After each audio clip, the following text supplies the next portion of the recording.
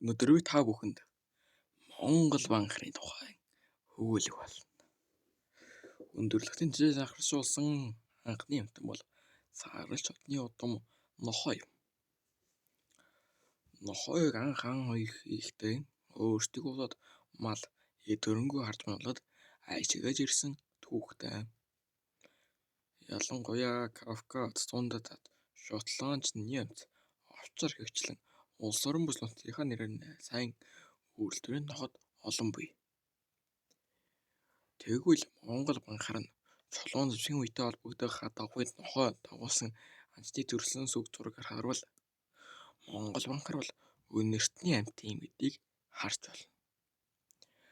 Одоогоос 850,000-аас 800,000 жилийн өмнө одоогийн бидний оршиж буй Монгол нутагт анх хүн оршиж Монгол нүүдэлчин овог аймаг амьдарч байсныг батлах эд мөрийн баримт олоохоо олдож байсан. Энэхүү олон зурган дээр Монгол банхрыг үргэлжлэн гэдэг нь бол Монгол банхар нь үнэртнээс монголчуудад холбогдож ирсэн томоохон амьтны төрөл гэдгийг та бүхнээс харж байна.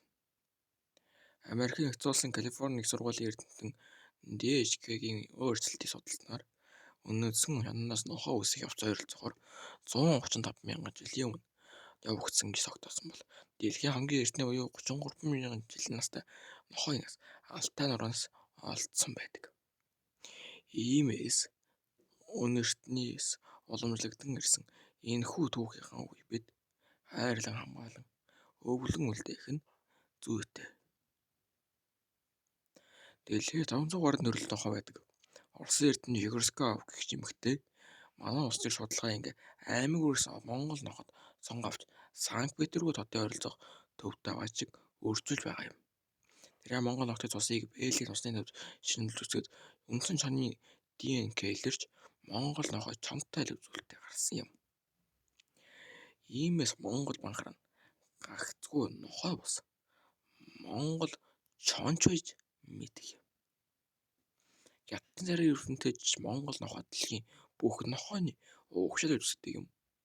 Учир нь ДНК нь чоных дот харж байгаа нь ингэж нэрлсэн биз.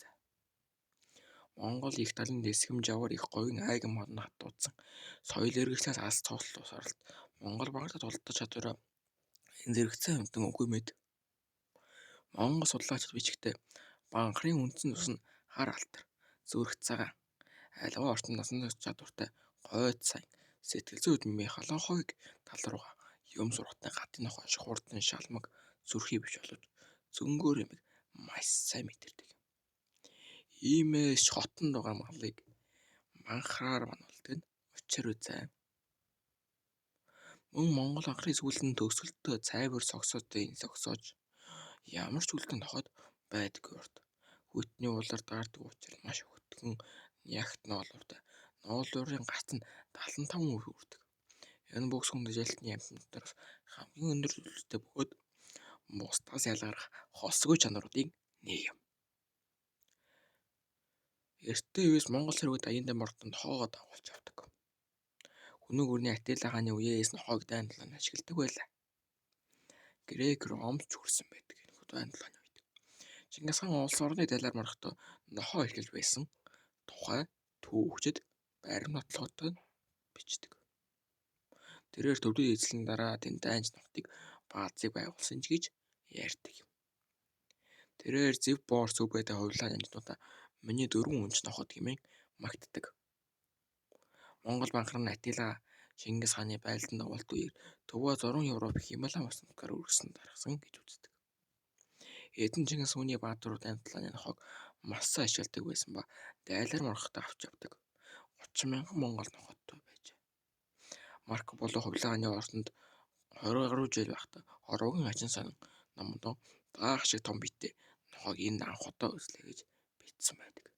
Тэгэхээр Монгол банхар бол эрт дээр үес ямар сүрлэг том амьтан байсныг илэрхийлнэ. Гаднаас өнгөцгөн харж гадны ноход арьсууд зүс царай муутай ноос ноолуурын дарагдсан мөдөлж хүний орооцоолгүйгээр малаа гарч хайруулах хээрээ ямар ч амьтан аимшигур тулах эцдийг хямнасыг хамгаалахлаараа холсгүй чадварлаг амьтан бол цэвэр тусны Монгол банхар юм. Монголчууд нохой дэжиг арга барилан гадныхаас тэс өөр Одоо яг шиг тусгаалan байр сав засаж бэлэн хоол өгөөд байдаггүй. Галын сүмний шар сүү хонсон олны шавхрам үлдсэн яс тоогооны угааз ухаан хилээл хайж өг.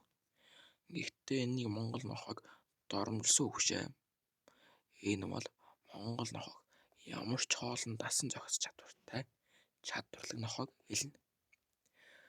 Сүнс нохойн төрлийг дамжиж хүнд ирдэг гэж ярьдаг үнэн болов. Аавын агцах манай отхон сөрөн гэж хүн байсан. Ханхугийг хүрээний мяндагтан ламныг болох 1937 оны их хэмжлэлээр улаан гомд буудалсан. Тэрээр баригдахын өмнө тижээж байсан шар нохой хээр эвтэг үт. Сүүлийг тас тавшаад өөрийнхөө хамаатан хүүхдүүд нэгэн алей ойролцох болсон. Тэдний өдөрт ном уншиж явсан хойтон жил нь хүүхд төрсөн гэж аав маань ярьдаг. Анхны тухай нэгэн анчин өвгөн Монгол хотч нохойг эцэс малаа дутаагүй эрхэнд үзэж эрттэй ээлтэй тэр амьтны сүрүүчэд тодтогох гэж улаангийн давуугаар хил цацаг ажиллан үзүүн зүүдэг. Хооллондоо уяндаа барих сөөхөөс ирэл цээжээр нь хударгалж уйдаг байсан. 20-30 ээр нохойн дунд төгссөн охин нохой шиг яг шон шиг болдог. Сүүлийн хөдөөнийхэн ир нохойгоо намарт жингээр эргүүл явчихдаг гэд хөнгөл засдаг болжээ. Чончин зассан засаагүй нохойг дуугаар нь ялгадаг. Монгол нохой маш мунаг дархалаатай. Монгол нохойн чонтой адил шархаа 3-7 гол идэг те. Чокотхөө Монгол манхны түүх. Одоогоос 20 гаруй жилийн өмнө Бадарчин Гэрэн 3 аялалд 60 настай юм журшлагч Эдэн Дөв, Ээлэн Нацаг ням, Батцэрэг нар Монголоос дагуулan гарч Оросын нарнуудын Сибирь, Америк нэгдсэн айлслагаар дамжиж Мексикийн хил хүртэл аялсан түүх саяхан бит. Тэгээд замдаа Монгол эрт ном мөн Сибирь усны хотод банхараас урталсан явсан байдаг. Сибирийн төнөр өтгөн дагаараа өвөл зөнгөө явсан гэж банхараа Чукотгийн Анадырь хотод нэгэн айлд үлдээж. Ихэнх хүмүүс нохойг авах үедээ би ямар үйлчлэх биш. Тэмцээ уралдаан гэх биш. Өөрхөн хань болох бол адилхан нохойтой гэж үнэтэйг авахар гэж боддог. 800,000-аас хэдэн саяын гөлөг хэд үнэтэй байна. 500-700 бас л үнэтэй. За ер нь энэс хямд байдаг ч юм байна. Хямд хийгээл авчдаг. Авсныхаа дараа сайн хоол өгөхгүй бол сайхан битээ болохгүй. Загасны тус витамин өгөхгүй бол хоёртой болохгүй. Тэгээд цаашаага гайлс хувцас тор тоглоом савн шампунь хүзөөв хаяг гээл сайн сонгож эхэлдэг. Өвөндөө 3 сар идэх хоолно гэхэд хямд осон нохойныхоо үнийг давдаг. Бүүн зарлуулаад нохойг нөхөө хүнтэй нохойтой адил болгодог. Нохойно сэлтгэл ундуур ийдсэн сүүлээ гаргаж хаях эсвэл хүн өршлөлөг тохиолдолж ихвээ. Маш олон хүмүүс асуудаг. Нохойг яаж сайх хүстэй ойлгохгүй. Манай энэ яаж нутаа нэмэр алга үүнхээр эцэг их удам их стом маш чухал. Сайн удамтай зүг бүтсээ нохойноос гарсан үлнүүд эцэгээс дутахгүй болдог. Муу цустай цэвэр биш буруу нохоос гарсан гөлийг яаж тордоод мундаг нохойныг өлтөй адил болохгүй. Удам л үний ялгаа. Удам сайтай нохойг эртнээс монголчууд удмыг нь судалж ирдэг. Мууг аваа сайн болох гэж хийд ийм цаг хугацаас санхүү сэтгэл санаагаар хогч бишээс анханасаа удам сайтыг болоод хонолтон жил сэтгэл хангалуун байсан төв сонгол бол. Ер нь эртнээс хэлэхдээ нөхрөө ихтнэрээ сонгож явал удмыг нь сайн гар. Нохой ч юм уу адил. Хүн шиг адил. Амт учраас удам шударгааг сайн харж бай. Марко Поло банхар нохойг ихэд гайхшруулж Венец рүү гэртээ авчирсан.